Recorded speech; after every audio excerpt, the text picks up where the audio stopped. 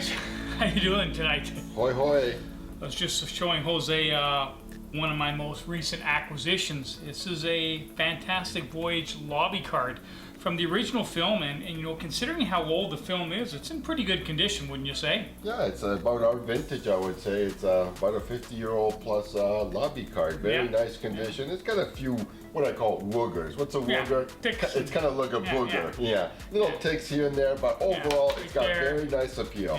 Eye appeal, very good. Yeah, it's a little bit of a tick there, but overall, I mean, we're talking about a movie that, you know, so I think with the exception of maybe Raquel Welch, I think everybody from the film was probably passed on by now. Yeah, Donald Pleasance, Edmund O'Brien, Raquel's probably the only one still around, And one of the things I love about this film is it's produced by Saul David, who also produced one of my favorite films of all time, Logan's Run, so this kind of has a special place in my heart. And I just had it framed at Retro Rare, and I'm very, very happy the way it turned out. And this is going to have a special place in my apartment for a long, you know, this is all archival. So this will be around 100 years after I'm dead. This will still be around. Yeah, they do a terrific job using top quality materials. They give it a very nice look, and you can trust them to do a bang up job. That's for sure, So, my latest acquisition. Oh, and I want to show you one more thing I picked up recently. Well, not recently. I picked up a few years ago. My parents know I like collecting old things, so on their way back from Florida, they stopped at an estate sale in New England, and they found me this. A nice little piece of ephemera, I would call it. This is like paper, collectible, and it looks to be an official record or government document from Warren County in Pennsylvania, and it looks like that's right. And it looks like it's a certificate of naturalization. In other words, giving somebody full citizen rights. Exactly. Naturalization. In other words, that's a process of becoming a citizen for a particular country. And this has got some old. You can see where it's folded. Let's start with the name George. What's that say? Rigg. Yeah, R-I. I think. Rigg. Yeah. And he's from the Republic of France. Oh, so he's a Frenchie, eh? Yeah, French. And you want to tell me what that date says on that? I washed my hands so I don't hurt them. Yeah, the year of our Lord AD 1852. In other words, this document is older than our country. Our country recently celebrated its 150th birthday. This document is 17 years older. This document's 167 years old. Wow. Yeah, very cool. So a little piece of history. This, I guess old George landed in Pennsylvania, or Warren County, Pennsylvania, and became an American citizen. Well, not necessarily so, but that's where he went to be processed and got his paperwork, so to speak. Anyways, a little piece of history, something I like to collect, and that's why we call it Silver Age Dudes Comics and Other Collectibles, because there's all kinds of cool stuff out there that you can collect when you're bored. Yeah, and then you can see it's got the seal. It should be embossed. You can feel it, rub your finger over it. That's the official seal. This is real. That's no nonsense. That's a 170 year. Anyways, okay, so guys, let's get back to work here. Unfortunately, Mike's not with us tonight. He had a personal engagement, family thing to go to. Yeah, so it's not the terrific trio. It's the dynamic duo for the episode, but Mike sends a shout out to all our viewers, and he'll be back on our next episode. And if I'm not mistaken, you bought some really great CGC stuff tonight. Yes, we did a special CGC episode. I saved the best for last. I got 3 choice top grade books. Really looking forward to this. Really looking. Okay, so let's not waste any more time. Let's go over there and get started. Hoi hoi. Okay, as we've been trying to do recently, and you know, for the last couple episodes, we want to start the episode with a new comic book segment because, you know, for our younger viewers or the viewers that I know there's a lot of people out there that love collecting the new books. We do too, and there's certainly some very interesting new books out there. So Jose picked up a couple of really nice new books recently, and tell us about what do you got here, Jose? Well, I mean, this is a combination of the new book comic book segment and new and newer. The second book is not quite a new book. It's actually 25 years old. 25. But this book could not get any newer. This book dropped a week ago, Wednesday, July the 5th. Now, this is why I'm going to make a little comment. This is where the state of the market is. This is, of course, is why we're featuring it. It's because it's a variant cover. We're hunting Wabbit and variants in this one here. Yeah, this is the Batman #1 Elmer Fudd variant. Yeah. So what I do is I go online and I just check out, try to get a snapshot of what the market's going on sites like eBay and Amazon, to get an idea of what's selling as far as new stuff and stuff like that. Yeah. And this caught my attention.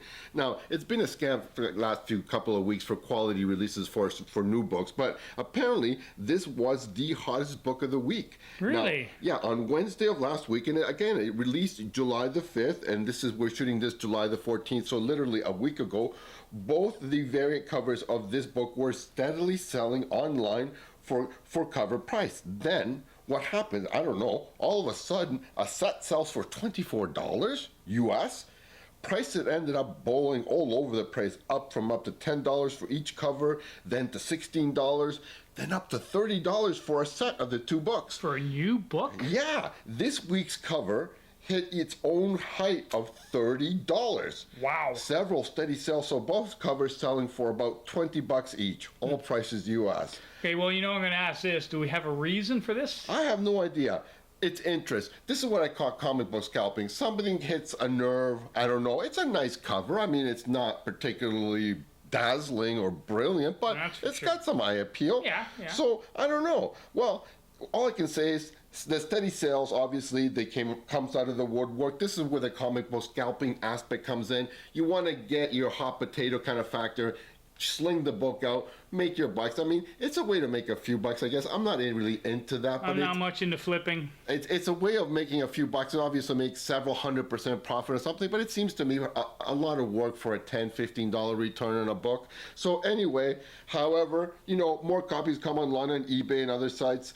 They start flooding the market. It drags prices down a little. There are a lot of copies currently listed. This week's cover is selling for $15. The Fingerman cover for $10, and $25 for sets. Looking at my crystal ball, Swami Jose can't see prices holding at these levels for too long. Yeah, really, eh? You can see that, can you? Turn and burn, or otherwise just enjoy it, because it will go back down to about a cover price. Turn them and burn them, because it's going back to $5. So let's get to something a little bit more vintagey. So the next book underneath there is, in a word, Carnage. Nice. Carnage. Very nice. Yes, I believe this is from April of 1992. This year it was celebrating the 30th anniversary of Spider-Man. This book itself is now 25 years old. Again, See, that is unbelievable to me.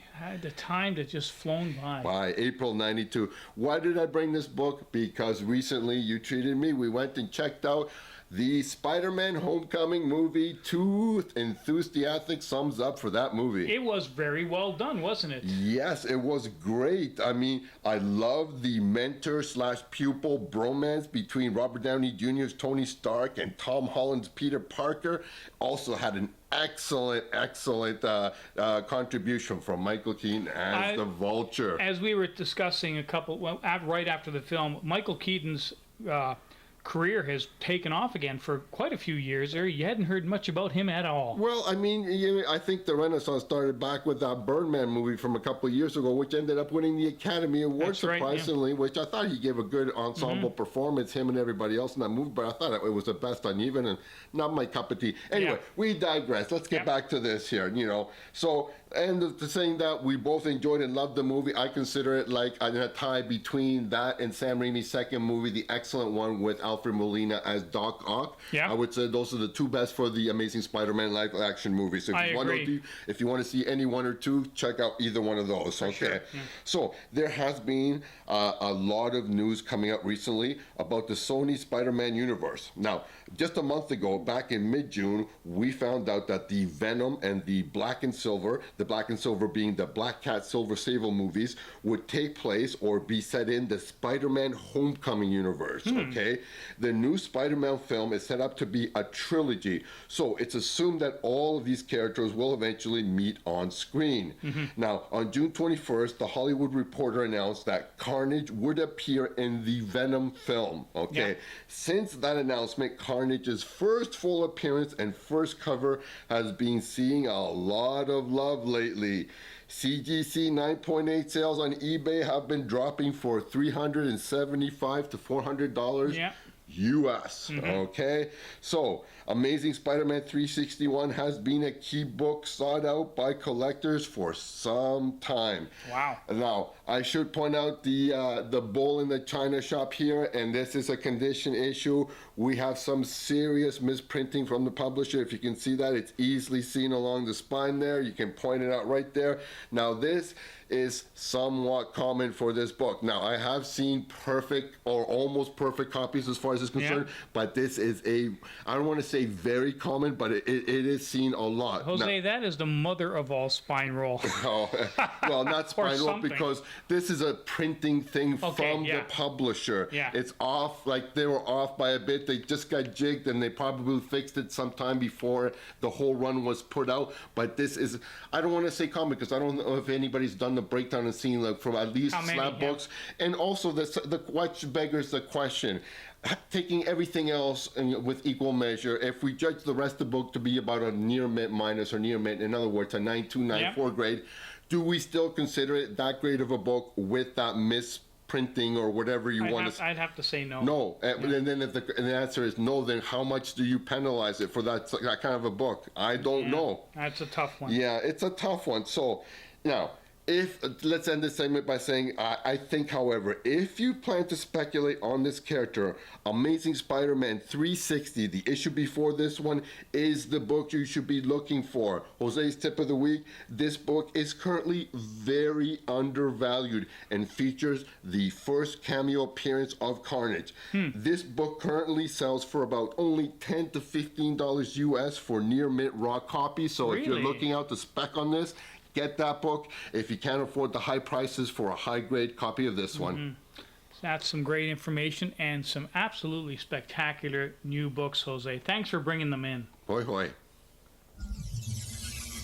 Okay, the interesting thing about this one is actually we filmed this a couple weeks ago, but unfortunately when I don't know if you guys remember, I kicked the camera, ended up throwing out of focus a couple of our segments. So this is a second appearance and a second reshoot of this fantastic book that Jose has brought in, and we absolutely had to show it to you. I was very disappointed when we had to make the cutting room floor with this segment, but it is a choice book. It's a special Marvel edition, very special to me. Number 16. This is from February 1974. From that early mid-70s picture paint style, which is my favorite Marvel house style. This is the second appearance of the Master of Kung Fu, Shang-Chi. Wow. Now, I remember that it's 1970s. Martial arts films began to filter into North America from Asia. It started a craze. Saturday afternoons, I remember movies like The Five Deadly Venoms and The Kid with the Golden Arm. We used to watch them. Yeah, and that led to, of course, the masterpiece from that era, Enter the Dragon, with Bruce Lee.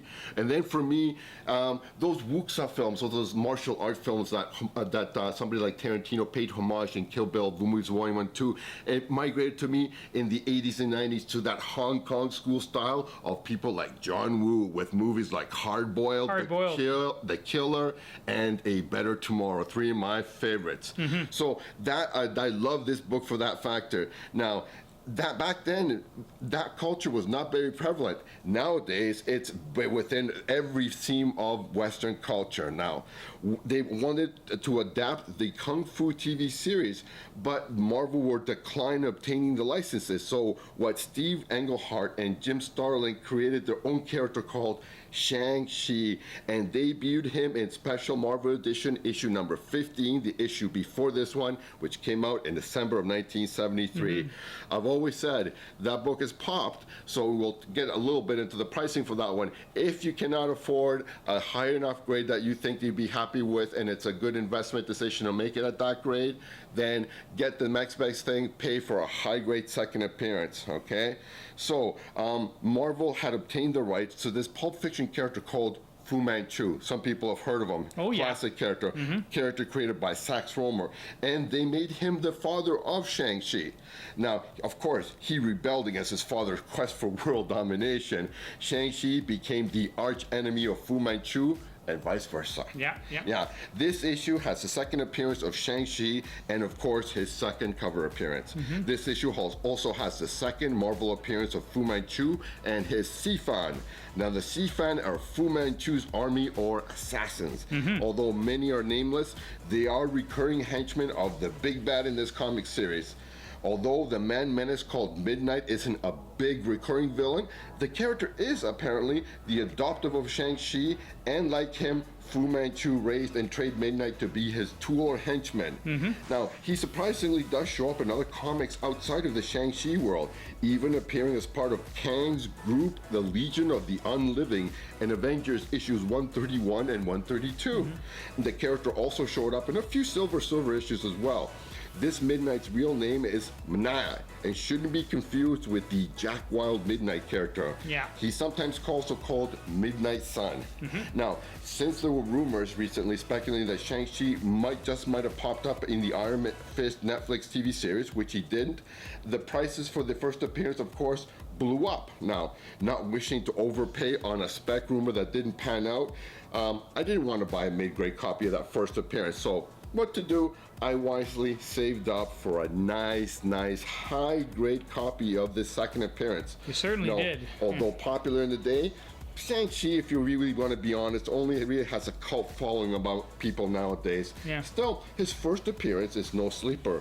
Consider CGC 9/8 have finally crossed the $1,000 US mark for that book. $1,000? Yes, for a 9/8 first appearance. So wow. Let's give out by finishing this segment by saying the latest 46 Overstreet guide at the 8, 9, and 9.2 price break show $41, $76, and $110 US as the prices for 8, 9, and 9.2s. And you can see from that, he priced it exactly as if it is a 9.2. Yeah. And I tend to agree. Why not? For sure. Yeah, and obviously this book hasn't exactly flown under the radar. You can tell by the price on it. And it is a very, very beautiful copy. I didn't find it. I looked at it closely earlier, and I didn't find any faults at all. So, Jose, you got to be proud of this book, that's for sure. I certainly am. I think it's a 9.2, and you'll get some more close-up photos of the corners and the spine, too. I certainly will. Thanks for bringing it in, Jose. That's amazing. Okay, so now here we go. We're going to get to the meat and potatoes of the show. And if you remember last week, or I don't know if it was the week before, Jose picked up a whole bunch of books came in from Retro Rare that you sent out to CGC to be graded. How many did you send out in all? From that cycle, and I usually do 2 cycles every year, it was 16 books. Yeah, and you got back a lot of them, and for the most part, I think you were pretty happy. Yes, I was very content as I broke it down, like I said, by raw numbers. 12 of the 16, 75%, 3/4 of them came up between 8.0 and 9.2 grades. So in other words, 3/4 of it were very high grade. Yeah. We already showcased and featured the disappointment, so we got it out of the way. Yeah. These are the books I saved, what I call the cream of the crop. Cream of the crop. My Yabba Dabba Do books. Yeah, and we're going to start it with this one. A very tasty choice to start off the show with. This is the Aquaman I issue thought you were going to let me number introduce 13. I love this book so much, I'm not going to let you get a word in edgewise. I want to get a word in edgewise. No words for you. Yes, from January 1964. Pre-65 DC books, I don't have to tell our viewers, they're hard to get above a 6. Okay, so when you're doing an 8, it's my personal barrier for having an investment grade book. As I've said, our trio of our group here, Mike, recently sold his 6.5 copy. He put on consignment through one of our locals, Retro, and currently that book in what I call a mid-grade. A 6.5 is a solid mid-grade book. It's currently listing between $375 and $425 US. Fair price. So around $400 US. So that's an extra $100 or so. So it's over 500 Canadian. So I would not feel comfortable for a mid-grade thing. So what do? I try to shark up, and like we spoke in our Shang-Chi episode, I go for the higher grade second appearances. Now, it's not to say that I didn't pony up for this book. This book, when I bought it, I paid $180 Canadian, plus about $75 Canadian, or to get it pressed and then submit it to CGC. Yeah. I'm into it for a little over $250. Yeah. Currently, at a 8.0 from the realm, it's going for a little under $180, $178.50 US. Baseline, I haven't done the Go Collect or the thing that tracks CGC sales for that grade, but I would think a baseline for a book like this would be, I think, somewhere around $250 or so US. So, I mean, I paid for roughly what it's worth. I predicted an 8.5 on this one. It came in slightly lower than that. Maybe I was a little aggressive on that one. Yeah. But you know what? I'm very happy with an 8.0 off-white to white pages book of Second Mira. Nice Nick Cardy cover. Yeah. I'm content. So again, bottom line, moral of the story is, guys, Aquaman 13, second appearance of Amira. If you can get it in a good grade or a decent grade, definitely worth picking up. Definitely. Yeah. And like I said, it will grow more slowly over time than the first appearance. But sure. I'm not a condition freak, but I'd like to get the best book that I feel comfortable with. And again, when you can score your own personal investment grade for a book, do it. Yeah, fantastic book, Jose. Thanks for bringing it in. Okay, next up, a very, very, very special book, Aquaman number 40. Wow, Jose, absolutely spectacular. So we've upped it a notch, although there are several connecting factors between it and the previous book. Obviously, another Aquaman title from the first series. The second connecting theme again, even though you might not notice it, again, a very, very nice, tasty Nick Cardy cover. Silver Age goodness again, number 40. This one's from July of '68, and this one is special for me in a personal way. I have my holy trinity of Jims, and that's Jim Starlin, Jimmy Steranko, and the person we're featuring here, Jim Aparo. Wow. Yes, I talked about him in, I think it was a Fan Expo episode, how he is a great, great artist. It's somewhat underappreciated, but Jim Aparo should not be. This is a nice high grade for me. 9.2 near mint minus for this book. In the realm, at a 9.2, it's a $100 US book, which I think is a little bit of mean and not really reflective of the market right now. That's $125 Canadian. It's a sleeper a bit. The Overstreet Price Guide, the Bible, this is currently at that, the highest one in the book for the Overstreet at a 9.2. It's 140 US, which is about 175 Canadian. I think that's more reflective of the market, although I think you should get a baseline of between 200 and 225, maybe 250 for a 9.2 for this book. I'm into this one for $150 Canadian, again about $75 for pressing it and submitting it, so I'm in for it to $2.25. Again, I'm into it for what it's worth, but again, now when you're picking up a 9.2 for this, I'm very happy. And again, being a first apparel work, I don't think you have to worry about this for DC. Sorry, my mistake. I don't think you have to worry about this not continuing to increase in value, because I think it absolutely will over time. It will be a steady riser, and definitely a book to invest in, I would say. Absolutely. Yeah, so you got three factors for me and three connecting things. Silver Age book, high grade book, a great cover by Nick Cardy, and again, a Mira appearance. Again, Mira very front and center in this cover. Very nice, very attractive, very atmospheric cover. Love this cover. Yeah, great book, Jose. Thanks for bringing it in. Okay, now I think each of us has a crown jewel in our collection. The one book that we value above all else, for me, I think it's probably my Iron Man number 1. And if I'm not mistaken, and this book is even more expensive than my Iron Man number 1, if I'm not mistaken. Jose, is this not your crown jewel? Crown jewel in the sense that price-wise, boy, it's up there, man. I mean, I didn't get it at any kind of steep bargain or anything like that, but boy, this book is a big book. It came back near mint minus 9.2 white pages. Yeah. Of course, do we need to introduce this? As Matt Damon in the Martian movie said, we're going Iron Man here. That's right. Iron Man one shot with Subby, the Submariner. From the late Silver Age, this one shot is from April of 1968. An important historic book. This is what I call a bridge book. We spoke before on this thing about it being that connecting tissue that was the bridge between Marvel getting out of the restrictive publishing deal they had and giving all their main list A-line characters their own series. So, in other words, Iron Man, he went from his series, and Submariner from his series, I think Tales of Astonish and Tales of Suspense, and into Iron Man number 1 and Submariner Mariner #1. That's why this book is important historically, in my opinion. I picked this up at a con. I can't remember if it was the Fan Expo or the Toronto Expo. One of the two, anyway. Paid up for it. $300 Canadian. Again, another $75 Canadian, so $375 Canadian in. If you look back at our old episodes, I think you're going to find you picked this up at last year's Fan Expo, although I could be wrong. Yes, we featured it in that thing, so you can refer back to it again. So all in $375, which is the exact amount in US dollars that the current Overstreet guide has it for this at a 9.2 grade. So I basically got it for what we would say at guide, but in Canadian currency, which currently means I got it at a 25% discount from the American price for this book. The comic book realm currently has it at $388 US, so more or less right in line with the Overstreet. Baseline, I would say, for a 9.2, I would be thinking at least $400, maybe $450 US, which makes it well over a $500 Canadian book. I did okay, and this kind of offset the big hit I took on that Spirit #1, so it basically evened that out. Yeah, and definitely one of the crown jewels of your comic book empire at the moment. Yes, at the moment. Fantastic book, Jose. Thanks for bringing it in, and I'm jealous. Hoy hoy. And for our final book of the evening, I'm kind of laughing. Paul had to come in with this, 9/8 signature series. This is a cover I've always loved and wanted, and he's got it at a 9/8. All I have to say is 3 words to you. You magnificent bastard.